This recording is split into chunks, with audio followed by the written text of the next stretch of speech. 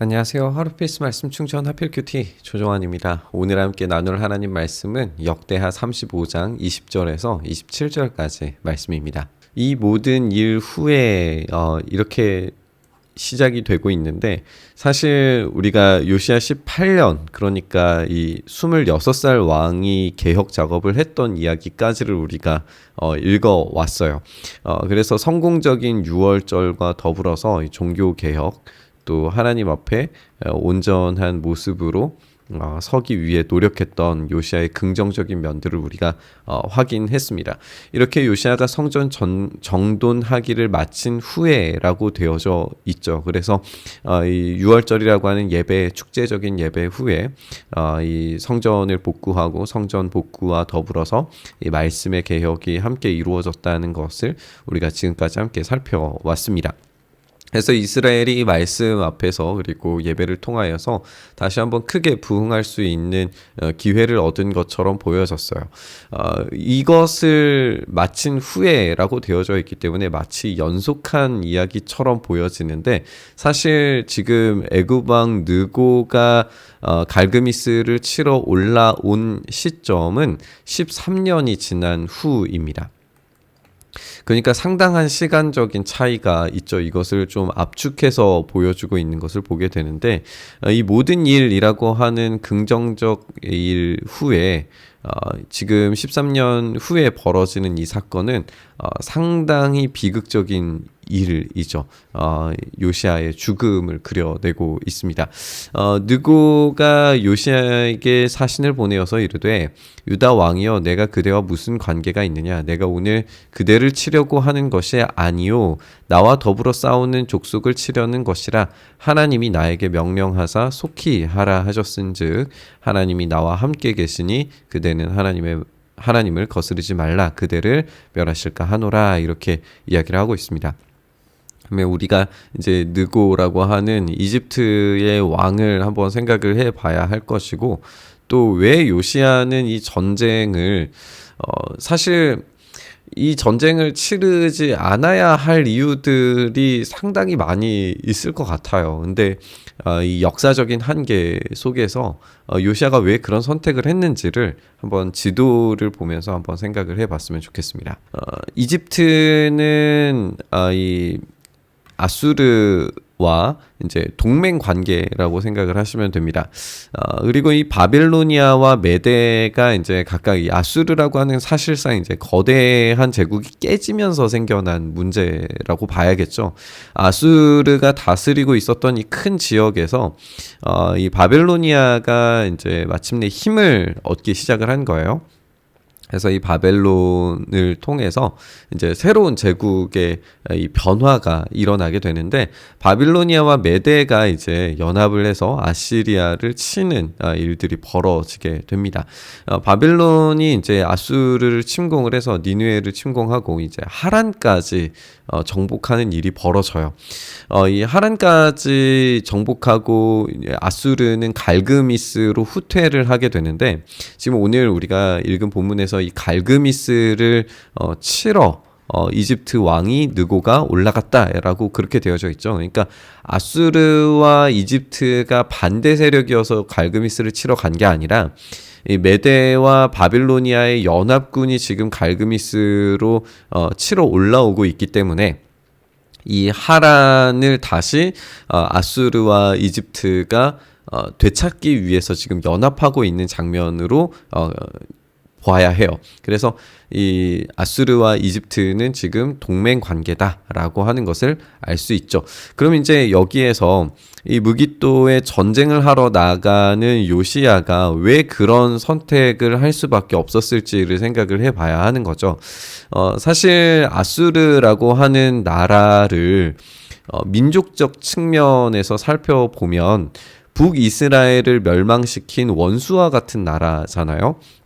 그리고 요시아의 할아버지였던 히스기야를 생각을 해보면, 히스기야는 바벨론과 어떤 이 친밀감이 던 것으로 보여지죠. 이 창고를 보여주고 이제 많은 것들을 보여주었던 그런 관계가 있었던 걸로 우리가 읽히기 때문에 요시야의 어떤 이 내면적인 어떤 입장에서 아수르를 반대하고 바벨로니아와 손을 잡고자 하는 어떤 그런 모습이 있었을지 모르겠어요. 성경에 나오지 않기 때문에 우리가 확언할 수는 없지만 그런 관계성들이 있다.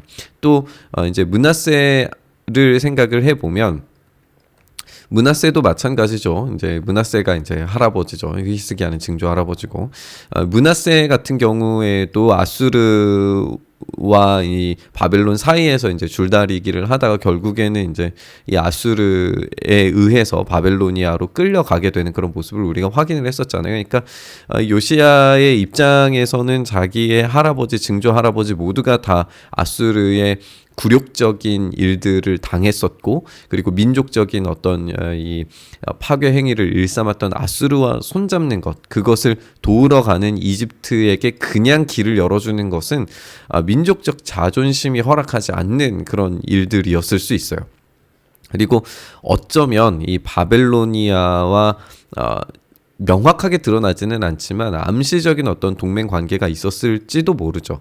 이제 그런 측면을 생각했을 때 요시야의 어떤 이 시대적인 배경 안에서 바벨로니아와 어떤 이 밀접한 관계를 가지는 건 요시야 입장에서는 그렇게 할 수밖에 없는 이유들이 있었을 거다라고 생각이 듭니다. 그럼에도 불구하고 이 느고가 이야기하는 건 뭐냐면 하나님께서 나에게 명령하사 속히 하라고 하셨은즉 하나님이 나와 함께 계시니 그대는 하나님을 거스르지 말라라고 이야기하고 있어요. 정치적으로도 너와 싸우려고 하는 것 아니니까 길을 열어라라고 이야기를 하는 거고 또 신앙적 측면에서도 하나님이 명령하셨다라고 이야기하고 있어요. 물론 이제 느고가 정말 여호와 하나님에 대한 신앙을 가지고 이야기하는 건 아니겠지만 그걸 한번 질문해보라라고 하는 거죠. 질문을 통해서 역사적인 환경이 지금 어떻게 돌아가고 있는지 신앙적으로도 한번 질문해보라라고 이야기하고 있는데 여기에서 우리가 요시야의 이 약점 또는 실수를 살펴볼 수 있죠. 요시야는 질문하지 않습니다. 그리고 듣지 않아요. 이게 굉장히 위험한 게 우리가 앞서 봐왔던 모든 왕들이 실패할 때 질문하지 않고 듣지 않았었어요. 그걸로 말미암아 멸망했었죠. 마찬가지로 요시야도 지금 이 장면에서 질문하지 않고 듣지 않습니다. 이러므로 말미암아 이 결과가 비참해지는 것을 우리가 보게 돼요. 요시야가 몸을 돌이켜 떠나기를 싫어하고 오히려 변장하고 그와 싸우고자 합니다. 하나님의 입에서 나온 느고의 말을 듣지 아니하고 무기또 골짜기에 이르러서 싸울 때에 활 쏘는 자가 요시야 왕을 쏜지라. 왕이 그의 신하들에게 이르되 내가 중상을 입었으니 나를 도와 나가게 하라. 그 부하들이 그를 병거에서 내리게 하고 버금 병거에 태워서 예루살렘에 이른 후에 그가 죽었다. 이렇게 되어져 있어요. 여기서 이제 우리가 굉장히 어떤 아이러니를 느끼게 되는데 변장을 하고 전쟁터에 나가는 거, 그리고 또 하나님의 말씀을 들으려고 하지 않은 것, 또 활 쏘는 자에 의해서 죽임을 당하는 것, 병거에 태워져서 이동하게 되는 것, 이 모든 것들이 지금 아합의 어떤 이 모습을 보여주는 것처럼 느껴진단 말이죠. 이 경건하고 하나님 앞에 최선을 다해서 노력하고 일했던 이 요시야가 최후 종말이 아합과 닮아 있다라고 하는 측면에서 굉장한 아이러니를 느끼게 됩니다. 근데 우리가 그렇다면 이 장면에서 느껴야 하는 건 뭐냐면 아합이 하나님의 말씀을 무시했다라고 하는 거예요. 그렇다면 지금 요시야도 하나님의 말씀을 무시하고 있는 것이 아닌가라고 하는 질문이 들죠. 왜냐하면 여기에서도 지금 하나님의 말씀을, 하나님의 입에서 나온 말씀을 듣지 않았다라고 이야기하고 있기 때문에 그래요. 물론 요시야가 정말 하나님의 말씀을 모조리 다 무시하려고 했는가, 우리가 앞서 이야기한 것처럼 시대적인 환경이 있었으리라고 충분히 예상이 돼요. 근데 요시야의 잘못이라고 지정을 하자면 그 잘못은 무엇이냐면 그 시대를 읽기는 했지만 하나님께서 아시리아만 무조건적인 악으로 사용하지 않으신다는 것을 제대로 깨닫지 못한 것 같아요. 하나님께서는 바벨론을 통하여서도 유다를 멸망시키실 수 있고 포로로 끌어갈 수 있다는 사실에 대해서 제대로 인식하지 못한 것 같아요. 다시 말하면 우리가 이제 앞서서도 지적을 했었는데 요시야가 이제 유월절을 지키면서 모든 백성들을 향하여서 명령을 하잖아요. 그리고 말씀에 대한 개혁을 행하는데 그들이 정말 모든 백성들이 다 그 말씀 앞에서 유월절 앞에서 완전하고 완벽한 예배를 성공적으로 다 드렸는가? 그것에 대해서 긍정적이지 않단 말이에요.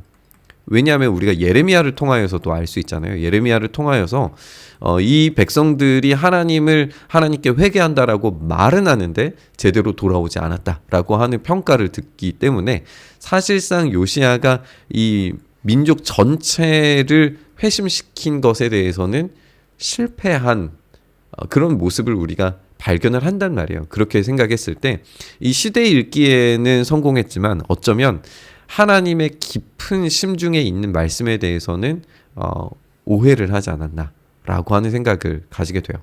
진짜 예배는 그 형식과 그 내면에 있었던 물론 이제 성공적으로 예배를 드리기는 했고 또 말씀에 되돌아가려고 하는 이 놀라운 개혁 작업에 대해서 성공하기는 했지만 그 내면적 측면에서 이 백성들 정말 깊숙이에 있는 정치적인, 경제적인 그리고 이들 안에 뿌리 깊게 내려져 있었던 이 우상 숭배에 대한 그런 측면들을 모조리 다 변화시키는 데에서는 실패했다라고 그렇게 평가를 할 겁니다.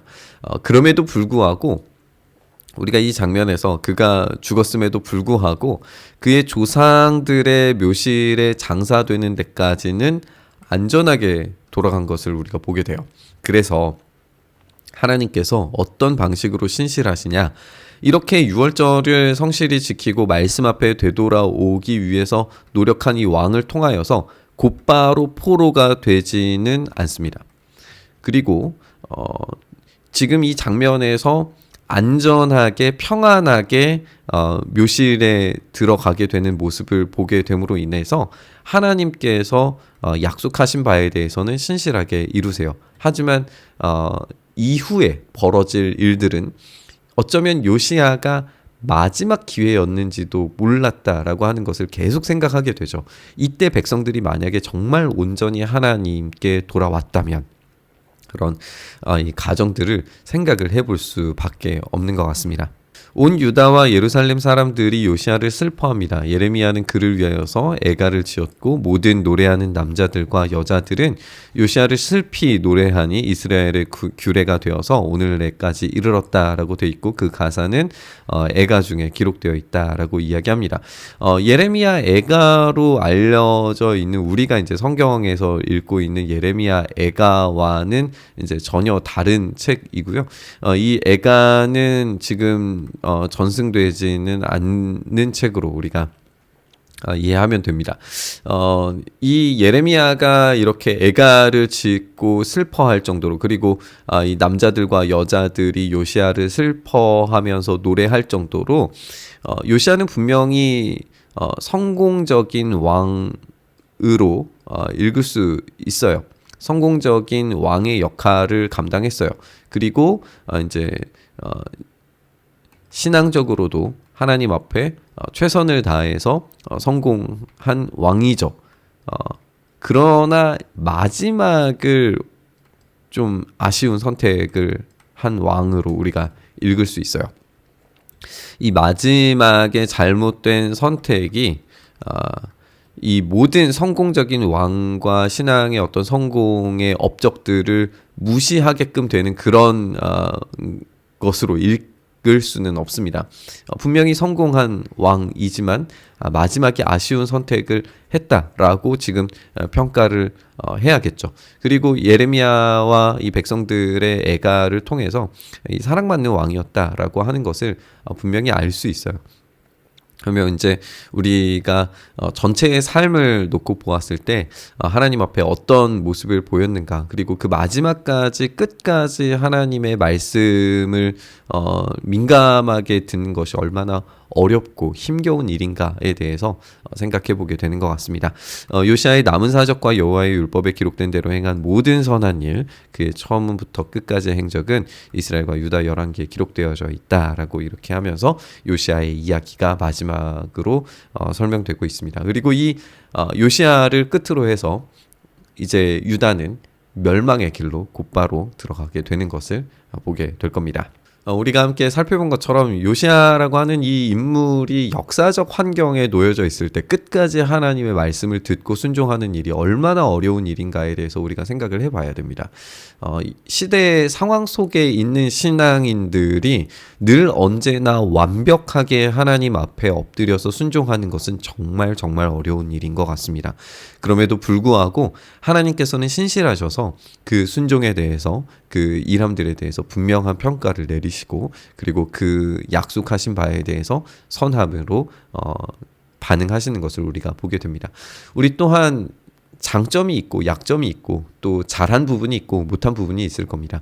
시대적인 환경 속에서 그리고 우리의 연약한 이 마음을 통하여서 실수하는 부분들이 있을 겁니다. 그럼에도 불구하고 우리가 끝까지 하나님의 말씀을 듣기 위해서 노력하고 또 끝까지 그 말씀에 순종하는 삶으로 나아가는 것만이 진짜 참된 복된 삶의 비결이라고 우리가 이 말씀을 읽을 수 있을 것 같습니다. 이렇게 우리가 주님 부르시는 그 날까지 말씀 앞에 온전히 순결한 삶 살 수 있게 해달라고 우리 묵상의 자리로 나아가시죠. 주님 그렇게 우리의 삶을 만져주시고 또 우리가 끝까지 주님 말씀에 순종하는 인생 살아갈 수 있도록 은혜 더하여 주시옵소서.